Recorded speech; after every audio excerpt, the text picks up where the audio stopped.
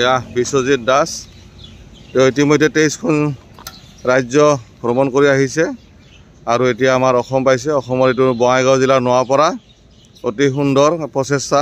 তেওঁৰ উদ্দেশ্যটো হৈছে আমাৰ দেশখন চোৱা আৰু এটা অভিজ্ঞতা আৰোহণ করা। নমস্কার, আমার নাম হচ্ছে বিশ্বজিৎ দাস। আমি আমার বাড়ি হচ্ছে ওয়েস্ট বেঙ্গল খড়গপুর তালবাগিচা। আমি গত 6 এপ্রিল 2023 স্টার্ট করেছিলাম পুরা অল ইন্ডিয়া ট্যুর।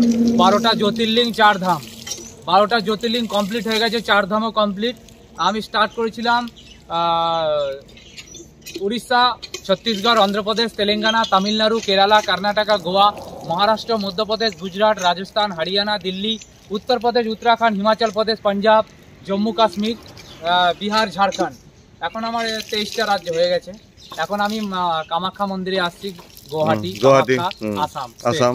তারপরে কামাখ্যার পরে কামাখ্যার আছে মিজোরাম, ত্রিপুরা, অরুণাচল, মোটামুটি 6-7খানা রাজ্য রয়েছে এখানে। আমার ভালো লেগেছে এই জন্য যে একটা সাহস, দুঃসাহস, এই দুঃসাহসটা বহুত বড় কথা।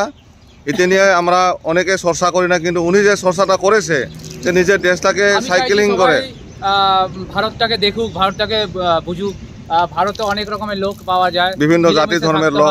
ভারতটা, আমাদের ভারতটা এত ভালো যাতে সব জাতের লোক পাওয়া যায়, সব জাতের লোক, ধর্মের লোক পাওয়া যায়। সবাই মিলে জুলে থাকুক। ঠিক আছে, নয় কোনো যুদ্ধ চাই না, শান্তিতে থাকতে চাই। ঠিক একদম অরিজিনাল। Okay, thank U. আমার মই এইটো ভিডিওটো এইকাৰণে কৰিলো যে এজন অতি সাধাৰণ মানুহ অথচ চাইকেলে দিয়ে তেওঁ আজি 23খন ৰাজ্য ইতিমধ্যে অতিক্ৰম কৰিলে। 2023 চনত এপ্ৰিল মাহতে তেওঁ ওলাইছে। গতিকে এতিয়া আমি লগ পাই খুব ভাল লাগিল। অভিনন্দন জনাইছোঁ, তেওঁৰ এই যাত্ৰা সফল হওক। আৰু মই DD ইনফৰমেশ্যনৰ ফালৰ পৰা সকলোকে পুনৰ কৈছোঁ যে যদি ভিডিঅ'টো ভাল লাগে লাইক কৰিব, আমি এটা সাহস পাম। ধুনীয়া এটা মেছেজ তেওঁ লৈ আহিছে, শান্তিপূৰ্ণ আমাৰ ভাৰতবৰ্ষত যাতে সকলো মানুহে বসবাস কৰিব পাৰোঁ, অতি সুন্দৰকৈ চলিব পাৰোঁ। সকলো পৰ্যটকে ইয়াত আহক আৰু ভাৰতবৰ্ষখন চাওক, এইখিনিয়ে কামনা কৰিছোঁ। আৰু ভিডিঅ'টো ভাল পালে লাইক কৰিব, শ্বেয়াৰ কৰিব, ছাবস্ক্ৰাইব কৰিব। Thank U.